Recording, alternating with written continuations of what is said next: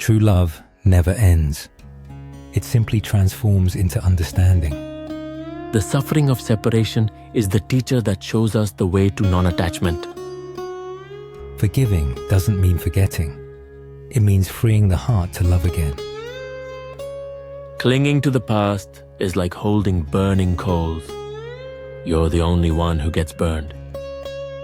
Every heartbreak is an invitation to discover the deepest kind of love, the one you have for yourself. Impermanence is not love's enemy. It is its purest nature. Imagine for a moment that two of the most influential figures in human history sat down to talk like old friends. What would they think about how we can transform our deepest wounds into sources of wisdom and compassion to help others? What would they say about the idea that true resilience isn't about avoiding the falls, but about developing the ability to find meaning and growth in every difficult experience? Today, in this space, Jesus of Nazareth and Siddhartha Gautama, the Buddha, share their reflections and invite us into deep dialogue and spiritual understanding conversation, where they pour out all their wisdom, each from their own perspective and point of view. Welcome to this sacred dialogue, where mutual respect and ancient wisdom illuminate the challenges of our times. Today we present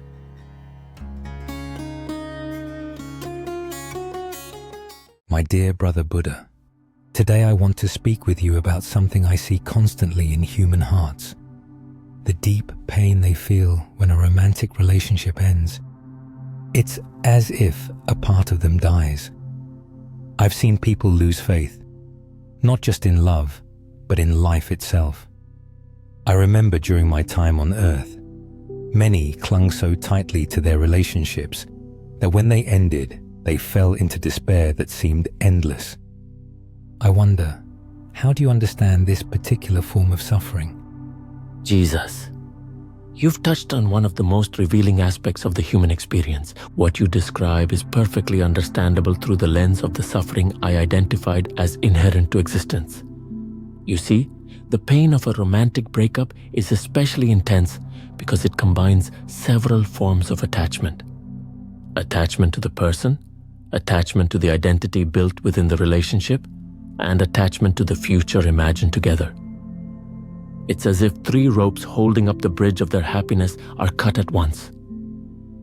What fascinates me is that this pain, though excruciating, is also an extraordinary teacher.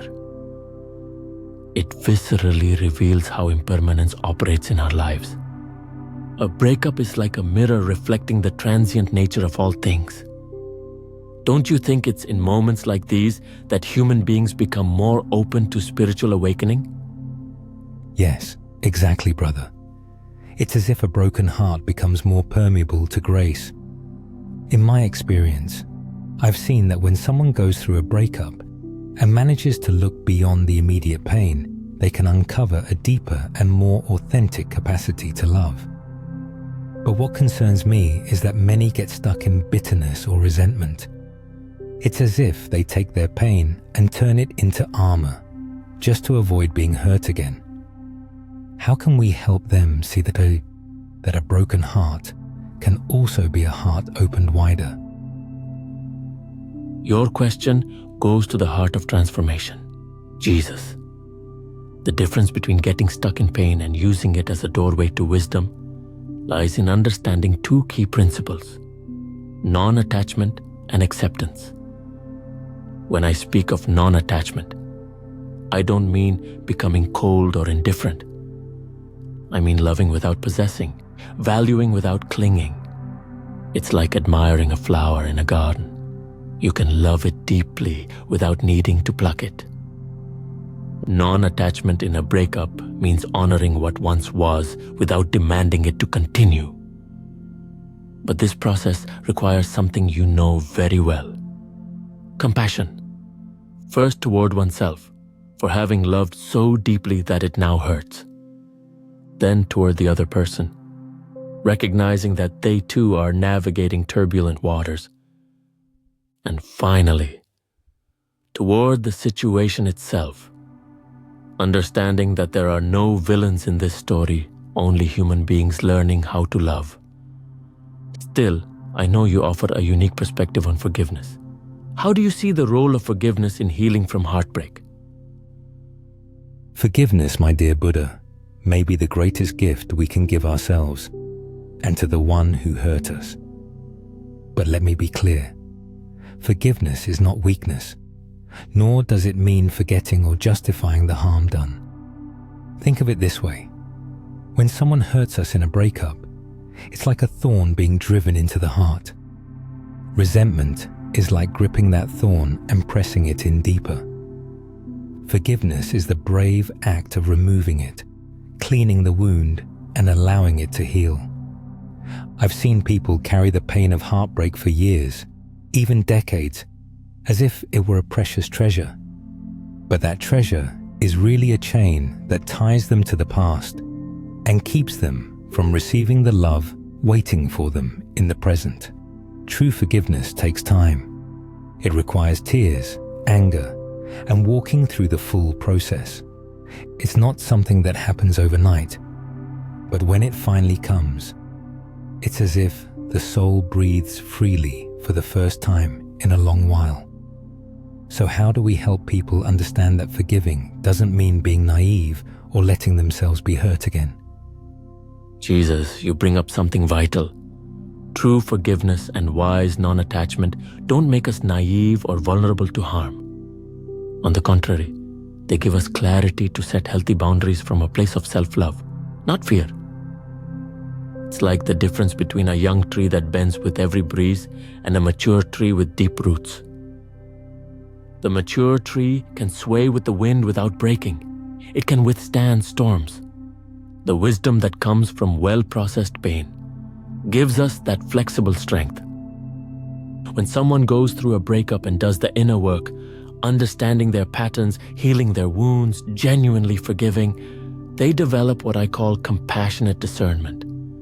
They can love deeply without losing themselves, trust without being naive, and be vulnerable without becoming a victim. But something intrigues me. In modern breakups, I often see people take refuge in distractions, social media, excessive work, rushing into new relationships. It's as if they're fleeing pain rather than sitting with it and learning from it. How can we help them understand that solitude after a breakup can be a sacred space of self-discovery? Oh, brother, you've touched on something so vital for our times. Modern culture seems to fear solitude as if it were a disease, when in fact, it can be a powerful medicine. I recall my 40 days in the desert. It was not easy, but in that solitude, I found a clarity of purpose that would have been impossible amidst the noise of the world. In the same way, the loneliness after a breakup can be a fertile desert where the soul reconnects with itself. When someone jumps into a new relationship right after the last one ends, it's like putting a bandage on a wound without cleaning it first. The infection remains and will show up again. But if they let the wound breathe, if they sit with their pain, learn to enjoy their own company, then they create the space for something truly new and authentic to grow. Loneliness after a breakup isn't emptiness, it's space. Space to remember who they were before that relationship. Space to dream of who they want to become. Space to cultivate a loving relationship with themselves. But how can we help people distinguish between nourishing solitude and self-destructive isolation? Excellent distinction, Jesus. The difference between nourishing solitude and destructive isolation lies in intention and awareness. Nourishing solitude is active. It's a time for internal cultivation. Destructive isolation is passive.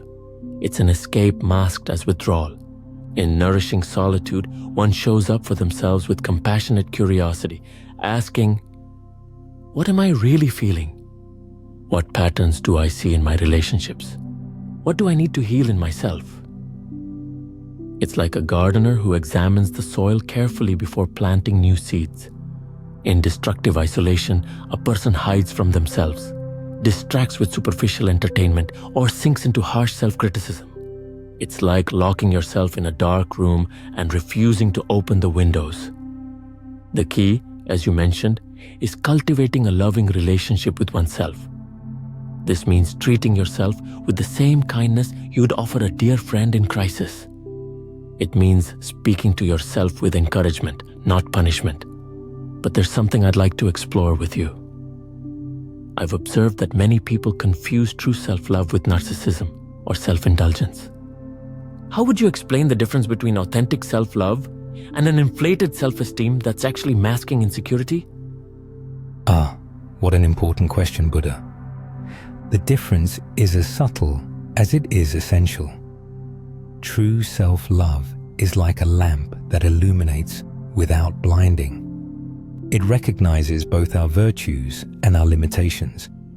It embraces our full humanity. A person with genuine self-love can say, I made mistakes in that relationship, and I also gave a lot of love. I'm imperfect, and I'm also worthy. I have areas I need to work on, and I also have unique gifts to offer. It's a kind of love that includes humility. Narcissism, on the other hand, is like a mirror that only reflects what we want to see. It constantly craves external validation because deep down, it doesn't believe in its own worth.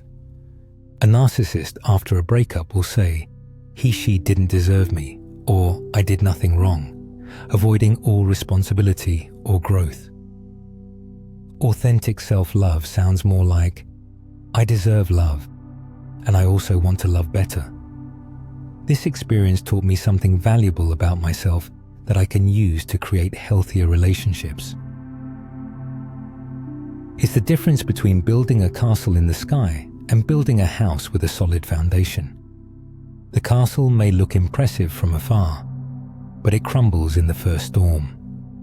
The solid house may not be flashy, but it offers true shelter. How do you think we can help people develop this healthy kind of self-love, especially when they're feeling vulnerable after a breakup? Jesus, your metaphor of a house with solid foundations is perfect. To build authentic self-love, especially after a breakup, I believe there are specific practices that can help. First, the practice of non-judgmental observation. When pain arises, instead of resisting or dramatizing it, simply notice, here is pain, here is sadness, here is anger. Like a gentle scientist of your own emotions. Second, the practice of self-compassion. When you catch yourself speaking harshly within, ask, would I talk to my best friend this way in the same situation? If not, change your internal tone. Third, the practice of deep gratitude. Not superficial gratitude, but genuine appreciation, even for the painful experience, for what it's teaching you. Like thanking a strict teacher who made you work hard but helped you grow. But here's what I believe is crucial. Transforming pain into wisdom is not only for our own benefit. A person who has authentically healed from heartbreak becomes a beacon of hope for others going through the same. Not from a place of, I know what's best for you, but rather, I've been there, and I know it's possible to survive and even thrive. How do you see the role of serving others in personal healing? Can helping someone else become part of our own recovery? Buddha, you've touched on one of the most beautiful mysteries of the human experience. When someone transforms their pain into wisdom and then shares that wisdom with others, a sacred healing cycle is completed. It's as if pain were coal and wisdom were diamond. The transformation requires pressure and time, but the result is something precious that can light the way for others. I've seen people who, after going through devastating breakups and doing the inner work, become natural counselors to friends in similar situations, not from a place of, I know what's best for you, but from, I've been there, and I know you can survive, and even thrive. This is the alchemy of love, turning the lead of suffering into the gold of compassion. When someone can look into another's pain and say, "I understand, and I also know it won't last forever," they offer one of the most precious gifts, authentic hope. But it's also important that this service to others doesn't become a way to avoid continuing their own healing. How do we maintain that balance between healing ourselves and helping others heal? Jesus, your question is very wise. The balance between healing and serving is like walking a mountain path. It requires constant attention and subtle adjustments. I believe the key is radical honesty with oneself. If someone finds themselves giving relationship advice while avoiding their own introspection, or becomes the breakup expert in their circle just to feel valued, then they're using service as a form of escape. True service flows naturally from true healing. It's like a spring that wells up from a deep aquifer. It's not forced, it just emerges.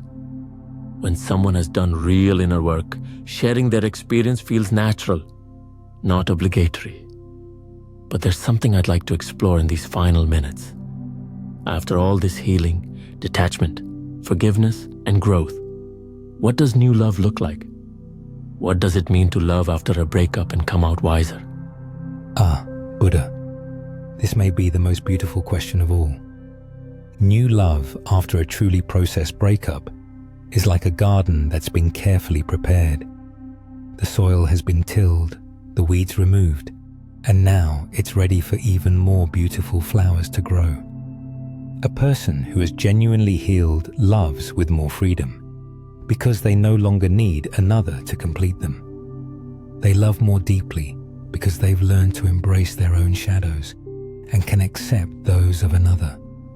They love more wisely because they recognize the signs of healthy and unhealthy dynamics. This is the love of someone who has learned that true love is not possession but celebration. They don't say, "I need you to be happy," but "I'm happy and I want to share that happiness with you." They don't seek to fill a void, they seek to share abundance. And perhaps most beautifully, this new love doesn't fear impermanence, because they've learned that even if forms change, love itself is eternal. They've learned that every relationship, no matter how it ends, is an opportunity to grow in the capacity to love. Wouldn't you say that this is the true victory over the pain of heartbreak? Not avoiding pain, but transforming it into expanded love. Dear friends who have accompanied us through this dialogue, if there's one thing I'd like you to remember, it is this. The pain of heartbreak is not a flaw in your system. It's a sign that you have loved deeply.